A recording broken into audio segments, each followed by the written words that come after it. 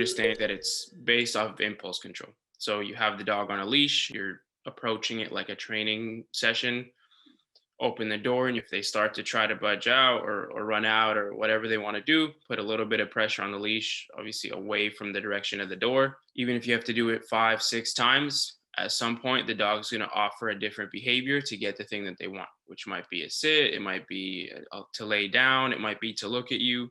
Once you get the desired behavior that you want, that's when you're going to mark it. And then you can say yes and reward the dog or whatever kind of marker you might be using. And then use a cue to let the dog know that they're allowed to go out now. You can use okay, you can use break, you can use free, you can use any kind of cue to let the dog know that now they have permission to exit the door.